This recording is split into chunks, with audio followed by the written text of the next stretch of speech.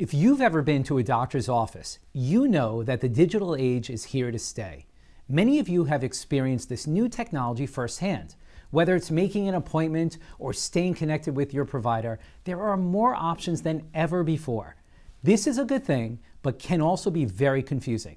Today, we'll break down some of the newest advancements and how they can benefit you and your family. Stay tuned to find out.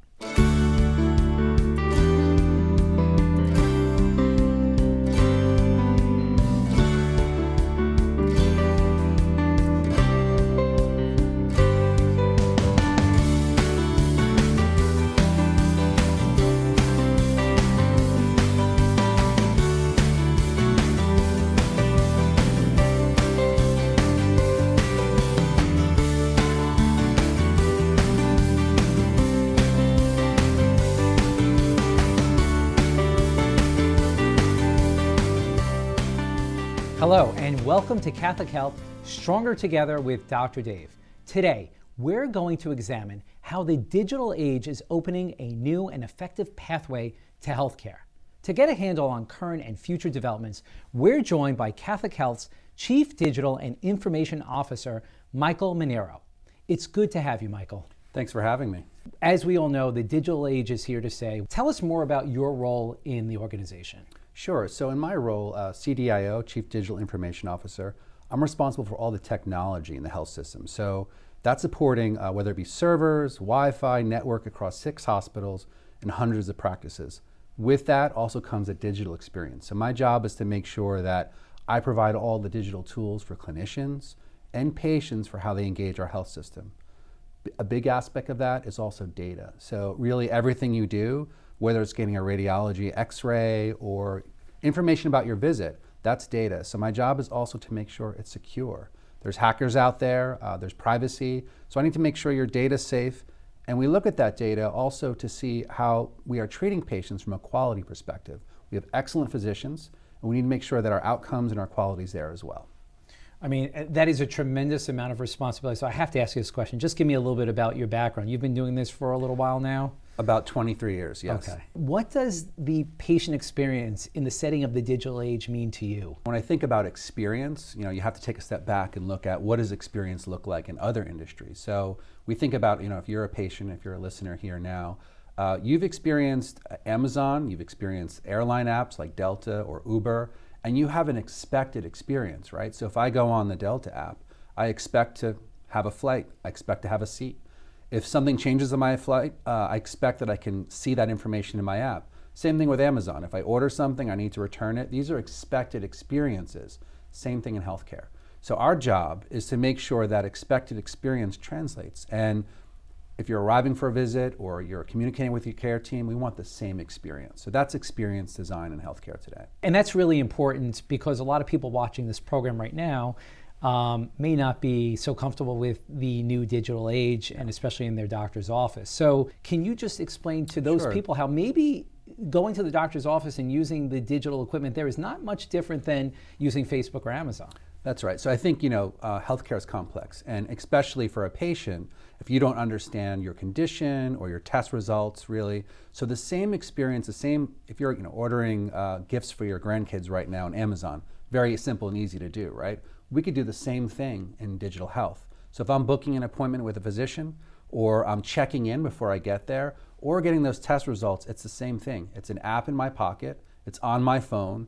And one thing we did learn from Amazon, Instagram, Facebook is that all populations are using these apps, but they use them differently. So the trick we have in healthcare is figuring out how do they want to be communicated with.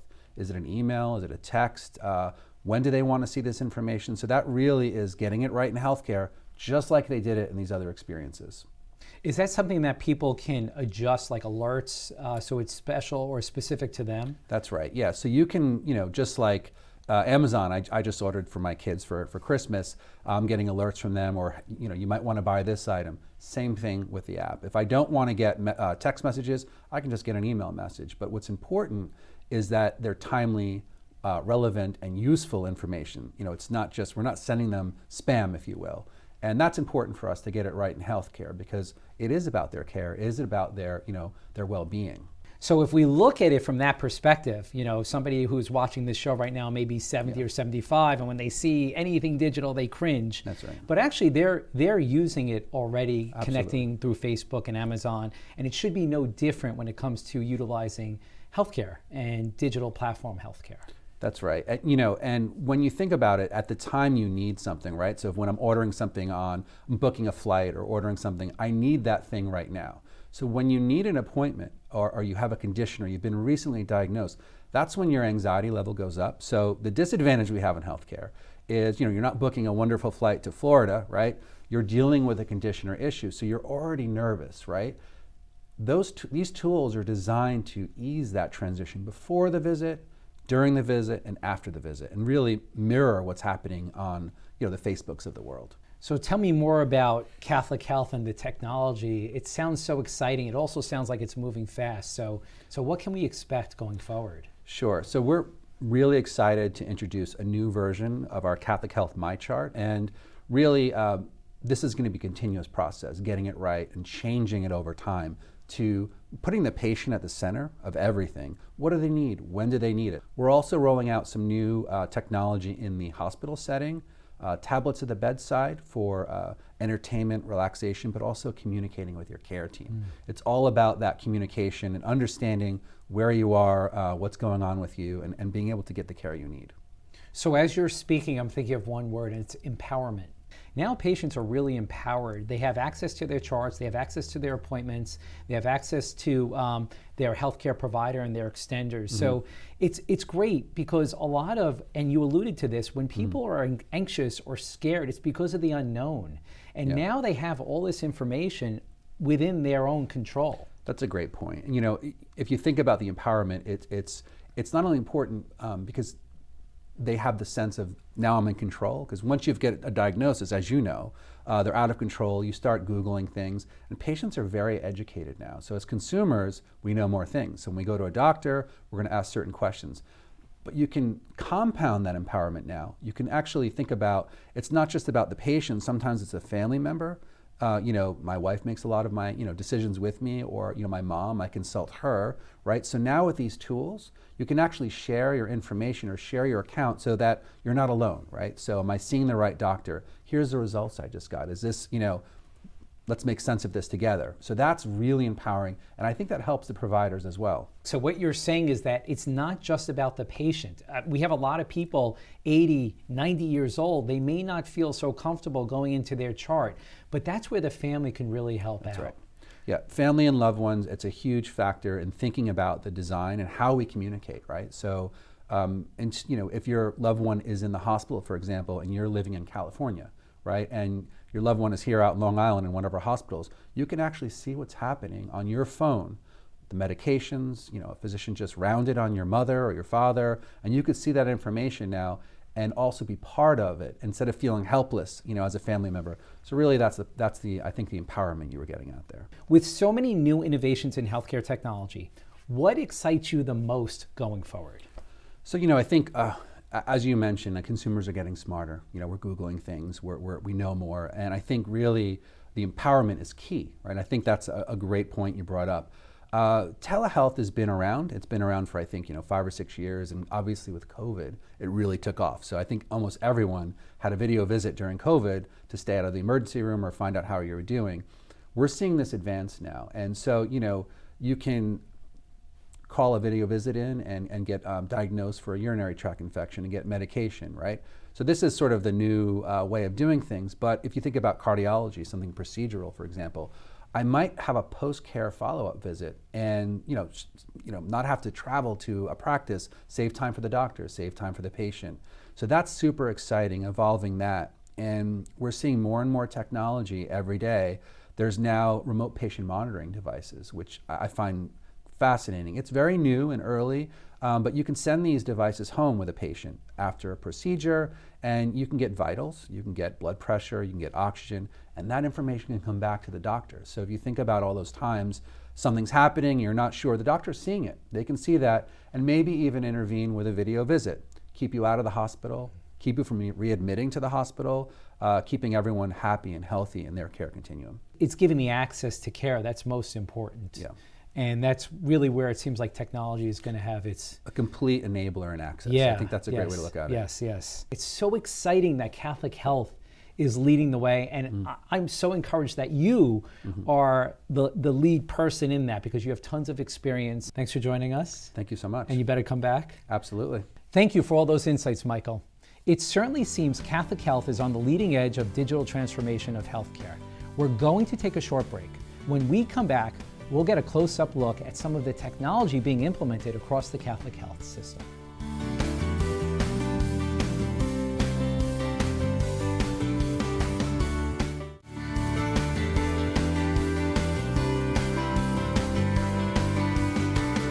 Welcome back to Catholic Health, Stronger Together with Dr. Dave. Okay, we've had a good overview of the digital transformation of healthcare. Now, let's take a closer look at how digital solutions are improving the patient experience. A patient kiosk is very similar to a kiosk you might use at an airport to check into a flight, except it's for self-service arrival at one of our departments. So patients can come in, instead of going to a front desk, they can go to a kiosk and check in for their appointments. A kiosk should have all of the features you would need to check in for an appointment, such as being able to look your appointment up, validate your identity, scan driver's licenses, appointment cards. If you do an e-check-in, you'll get a QR code on your phone, and if you scan that, it'll automatically check you into your appointment.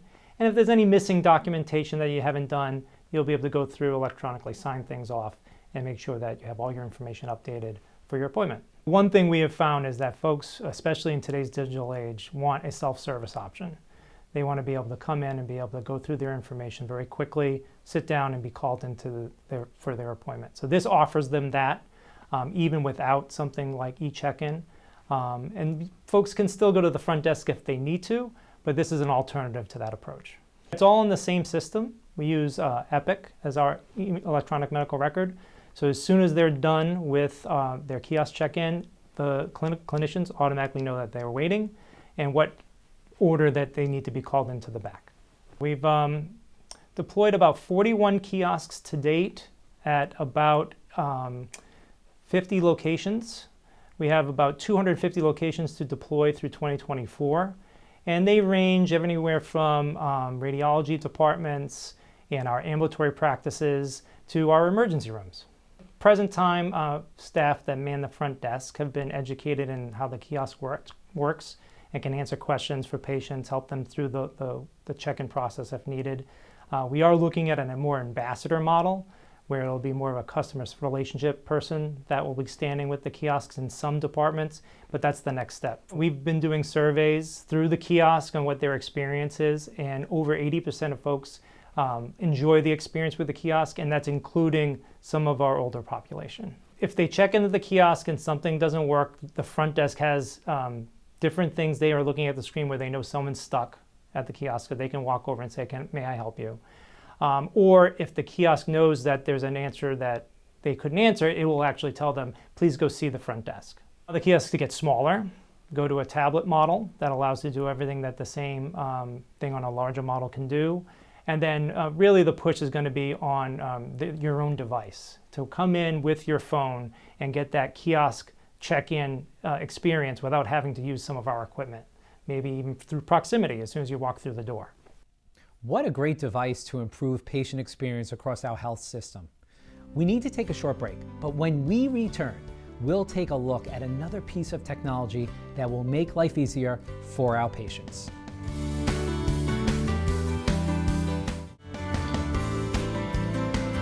Welcome back to Catholic Health, Stronger Together with Dr. Dave. In our previous segment, we heard how Catholic Health is improving the check-in process for patients. Now we'll take a look at how the digital care experience is being enhanced at home with the MyChart app.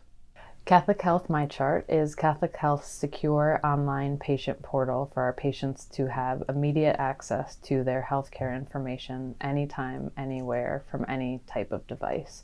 So we have the Catholic Health website, and then we also have the Catholic Health app that patients can download on their iPhone or Android device. With Catholic Health MyChart, patients can access their test results as soon as they're available. They can see their upcoming appointments. They can reschedule, cancel, make new appointments. They can message their care team, they can pay their bills, and more. So they have that easy access to their health information that we're trying to provide. With Catholic Health MyChart, we're really trying to be as transparent as possible and empower patients with their medical information. So they have everything that they need at their fingertips.